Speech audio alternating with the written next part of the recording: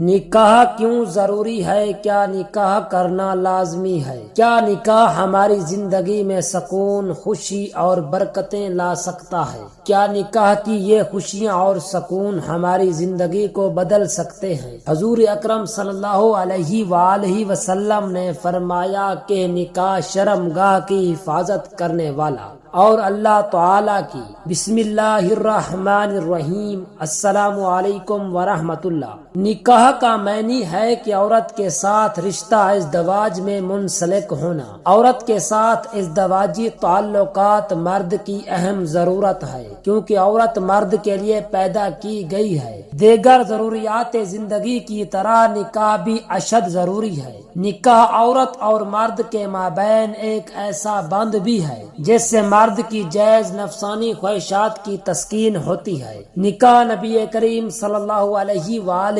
وسلم کا رائج کردہ سنت طریقہ ہے، جس میں مرد اور عورت میں ازدواجی تعلقات پیدا ہو جاتے ہیں۔ نکاح کا مطلب جنبی ملاپ ہے، مگر شریعت کے اعتبار سے نکاح ایک معاہدہ ہے جو مرد اور عورت میں ہوتا ہے، جس سے دونوں کے درمیان زوجیت کا تعلق قائم ہو جاتا ہے۔ نکاح کا مقصد نفسانی خواہشات کی تکمیل اور حصول اولاد ہے۔ سید قطب شہید بیان کرتے ہیں کہ جنسی میلان کی تقسیم کا بہترین طریقہ شادی ہے۔ اس گہری خواہش کے اندر فطرت اور قدرت کا یہی راز ہے کہ لوگ نسل انسانی کے تسلسل کے مشکل کام کو خوشی خوشی سر انجام دے۔ لہٰذا ہمیں چاہیے کہ ہم شادی کی راہ میں آنے والی تمام رکاوٹیں دور کر دیں تاکہ زندگی فطری انداز کے مطابق سادگی سے چلتی رہے۔ کسی خاندان کی تشکیل کے لیے پہلی رکاوٹ مالی رکاوٹ ہے۔ اس طرح لوگ محفوظ اور قلعہ بند نہیں ہو سکتے۔ اسلام چونکہ ایک مکمل نظام زندگی ہے، اس لیے وہ عفت و پاکیزگی کو تب ہی لازم کرتا ہے جب اس کے لیے اسباب بھی فراہم کر دے، اور سوسائٹی کے تمام انحراف کرتے ہیں وہ اس لیے مجبور نہ ہوں بلکہ اس کے سامنے جس کی تسکین کا صحیح راستہ موجود ہو۔ یہی وجہ ہے کہ اسلام حکم دیتا ہے کہ ایسے نوجوانوں کے لیے شادی کی راہ ہموار کی جائے جو شادی شدہ نہ ہو۔ نبی کریم صلی اللہ علیہ وآلہ وسلم سے ان کے بتائے ہوئے طریقے کے مطابق شادی کرنے سے اللہ تعالی کی مدد شامل حال ہو جاتی ہے۔ شادی اللہ تعالی کی طرف سے ایک عظیم نعمت اور عنایت ہے، لہٰذا جو شادی اللہ تعالی کی رضا کے پیش نظر کی جاتی ہے اس میں اللہ تعالی کی مدد شامل ہو جاتی ہے۔ اس کے بارے میں نبی کریم صلی اللہ علیہ وآلہ وسلم کا فرمان ہے۔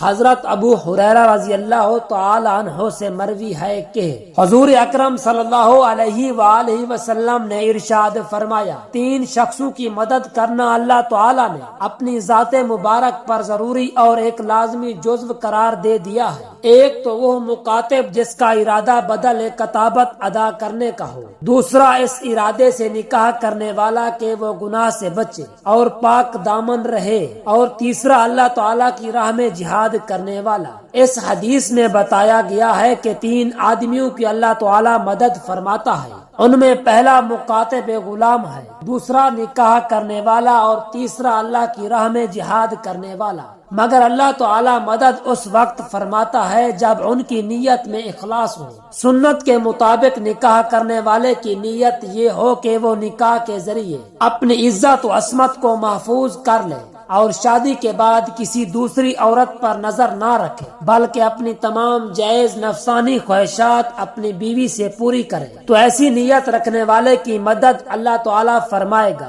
اللہ تعالیٰ کے فضل و کرم سے کسی کا محتاج نہ ہوگا۔ دین کو بگاڑنے میں انسانی جسم کے 2 بڑے حصے بڑا اہم کردار ادا کرتے ہیں، یعنی شرمگاہ اور پیٹ، کیونکہ ان کی وجہ سے بعض اوقات دین میں فساد پیدا ہو جاتا ہے۔ جب کوئی آدمی شادی کر لیتا ہے تو اس طرح اس کی شرمگاہ محفوظ ہو جاتی ہے اور وہ نکاح کے ذریعے شرمگاہ کے فتنہ و فساد سے بچ جاتا ہے، جسے عہد دین کی تکمیل سے تعبیر دیا گیا ہے۔ اس کے بعد جب کوئی اپنے پیٹ میں رزق حلال ڈالے گا اور اللہ تعالیٰ سے ڈرے گا تو اس کا باقی آدھا دین بھی مکمل ہو جائے گا۔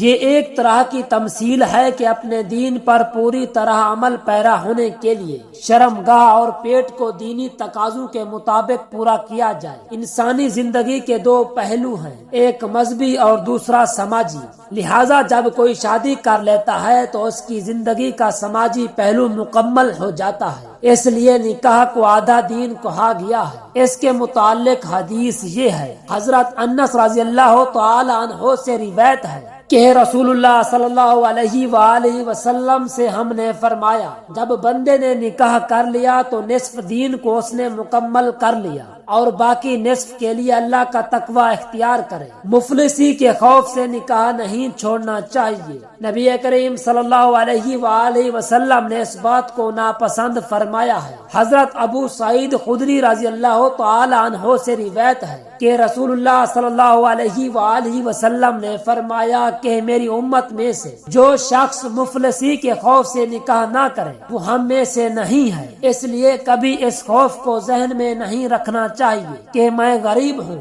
یہ معاملات اللہ تعالیٰ کے پاس ہیں، نکاح کے بعد اس کی مدد شامل ہو جاتی ہے، اس لیے غربت کے خوف سے نکاح نہیں چھوڑنا چاہیے۔ یہ بات ایک اور حدیث میں بھی ملتی ہے۔ ایک صحابی حضور نبی کریم صلی اللہ علیہ وآلہ وسلم کی خدمت اقدس میں رہا کرتے تھے، رات کو بھی رسول اللہ صلی اللہ علیہ وآلہ وسلم کے مکان میں رہتے تاکہ اگر کوئی ضرورت پیش آئے تو فوری طور پر انجام دے سکے۔ ایک مرتبہ حضرت صلی اللہ علیہ وآلہ وسلم نے ان سے فرمایا کہ تم شادی کیوں نہیں کر لیتے؟ انہوں نے عرض کیا، یا رسول اللہ صلی اللہ علیہ وآلہ وسلم، پہلی بات تو یہ ہے کہ شادی کر کے آپ کی خدمت سے علیحدہ ہو جاؤں گا، دوسری بات یہ ہے کہ میں ایک غریب آدمی ہوں۔ آپ صلی اللہ علیہ وآلہ وسلم یہ سن کر خاموش ہو گئے۔ پھر چند دن بعد دوبارہ آپ نے یہی فرمایا، انہوں نے وہی عذر پیش کیے۔ صحابی رضی اللہ تعالی عنہ کہتے ہیں کہ دوسری مرتبہ کی گفتگو کے بعد میں نے سوچا کہ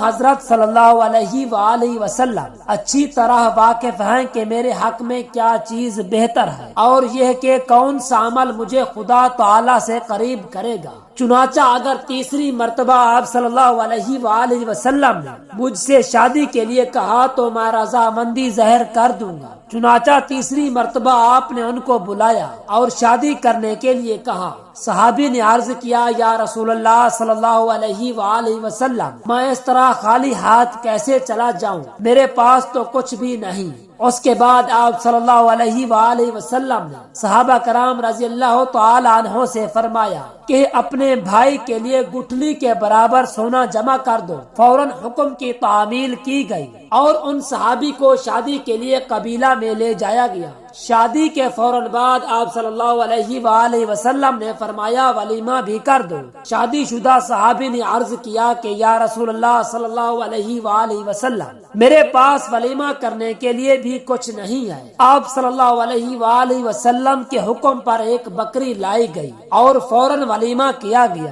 اس حدیث پاک سے معلوم ہوتا ہے کہ نبی کریم صلی اللہ علیہ وآلہ وسلم کے نزدیک نکاح کی کس قدر اہمیت ہے۔ آپ صلی اللہ علیہ وآلہ وسلم نے صحابی کو بار بار نکاح کرنے کی ترغیب دلائی۔ پھر جب صحابی رضی اللہ تعالی عنہ نے اپنی رضامندی ظاہر کر دی تو ان کی شادی کا بھی نہایت سادگی سے اہتمام فرما کر ان کا گھر بسا دیا۔ سنت کے مطابق شادی قدرت کی طرف سے ایک مقدس بندھن ہے، اس سے دین کی مدد ہوتی ہے۔ اللہ کے دشمنوں اور غلط خواہشوں کے مکروہ و فریب سے بچنے کے لیے شادی ایک مضبوط حصار و قلعہ ہے۔ شادی سے شیطان ذلیل اور رسوا ہوتا ہے۔ نکاح کے ذریعہ امت کے افراد میں اضافہ ہوتا ہے اور امت کی کثرت پر حضرت صلی اللہ علیہ وآلہ وسلم کو فخر ہوگا۔ حضور صلی اللہ علیہ وآلہ وسلم کا فرمان ہے، شادی کرو زیادہ چاہنے والی اور زیادہ بچے جننے والی عورتوں سے، میں تمہاری کثرت پر باقی امتوں پر فخر کروں گا۔ نبی کریم صلی اللہ علیہ وآلہ وسلم نے خود بھی نکاح کیا، اس لیے نکاح سرور دو عالم صلی اللہ علیہ وآلہ وسلم کی سنت ہے۔ نکاح کرنے سے انسان کئی قسم کی بیماریاں، شیطانی خیالات سے محفوظ رہتا ہے۔ اس لیے جو شخص بیوی کے حقوق زوجیت ادا کرنے پر قادر ہو اور اس کے گھریلو اخراجات ادا کر سکتا ہو اور مہر کی رقم دینے کی استطاعت رکھتا ہو تو اسے ضرور شادی کرنی چاہیے۔ نکاح کے ذریعے دل کو سکون ملتا ہے۔ بیوی کے قریب بیٹھنا، اس کے ساتھ دل لگی کی باتیں کرنا، یہ ایک ایسا عمل ہے جس سے راحت اور سکون ملتا ہے۔ ازدواجی زندگی کا تمام خلاصہ سکون اور راحت قلب ہے۔ جس گھر میں یہ موجود ہے وہ اپنی تخلیق کے مقصد میں کامیاب ہے۔ نکاح کا سب سے بڑا تحفہ سکون ہے۔ انسان کتنا ہی بڑا سرمایہ دار کیوں نہ ہو، ازدواجی زندگی نے ایک ایسا لازوال سکون بخشا کہ انسان گھر میں آتے ہی آدھے غم بھول جاتا ہے۔ اس طرح نکاح کے ذریعے انسان کو راحت اور سکون ملتا ہے۔ نکاح کے ذریعے شیطان سے حفاظت ہوتی ہے۔ شہوت کا جوش اور ہیجان رفع یعنی ختم ہوتا ہے۔ نگاہیں نیچی رہتی ہیں، شرمگاہیں بدکاری سے محفوظ رہتی ہیں۔ انسان اپنے دین کی حفاظت کرتا ہے۔ اس لیے جناب سرور کائنات صلی اللہ علیہ وآلہ وسلم نے فرمایا ہے کہ جس نے نکاح کیا اس نے آدھے دین کو حفاظت میں لے لیا، اور جو شخص نکاح نہیں کرتا وہ فرض کو بچا لے۔ لیکن اکثر یہ ہے کہ آنکھ کو بدنگاہ سے اور دل کو وساوت سے نہیں بچا سکتا۔ امام غزالی رحمۃ اللہ علیہ کیمیائے سعادت میں فرماتے ہیں کہ مریدوں سے ایک شخص کہتا ہے کہ مجھ پر اس قدر شہوت غالب ہوئی کہ میں متحمل نہ ہو سکا۔ میں نے بہت دعا اور آہوزاری کی۔ ایک رات میں نے ایک بزرگ کو خواب میں دیکھا کہ مجھ سے کہتے ہیں کہ تجھے کیا ہوا؟ ان سے میں نے حال عرض کیا، انہوں نے میرے سینے پر ہاتھ پھیر دیا، اور جب میں جاگا تو سکون ہو گیا۔ جب 1 سال گزر گیا تو پھر شہوت پیدا ہوئی اور میں نے بہت زاری کی۔ انہی بزرگ کو پھر خواب میں دیکھا۔ تو چاہتا ہے کہ مجھ سے شہوت رفع یعنی ختم ہو جائے؟ میں نے عرض کیا ہاں۔ فرمایا گردن جھکا۔ میں نے جھکا دی، بس ایک تلوار نکالی اور میری گردن پر ماری۔ میں جب جاگا تو سکون ہو گیا۔ جب 1 سال گزرا تو پھر شہوت پیدا ہوئی۔ پھر میں نے آہوزاری کی اور ان بزرگ کو بھی خواب میں دیکھا۔ وہ مجھ سے فرماتے ہیں کہ اس چیز کا ختم کہاں تک خدا سے چاہے گا؟ جس کو رفع کرنے کو وہ درست نہیں رکھتا ہے۔ پھر میں جاگا اور شادی کر لی، حتیٰ کہ شہوت سے نجات پائی۔ نکاح سے استقامت بھی حاصل ہوتی ہے، یعنی عورتوں کے اخلاق پر صبر کرنا اور ان کی ضروریات مہیا کرنا اور ان کو راہ شرع پر قائم رکھنا، اور یہ بڑی کوشش پر موقوف ہے، اور یہ کوشش بہترین عبادت ہے۔ حدیث شریف میں آیا ہے کہ بیوی کو نفقہ دینا خیرات دینے سے بہتر ہے، اور بزرگوں نے فرمایا ہے کہ اہل و عیال کے لیے کسب حلال کرنا ابدالوں کا کام ہے۔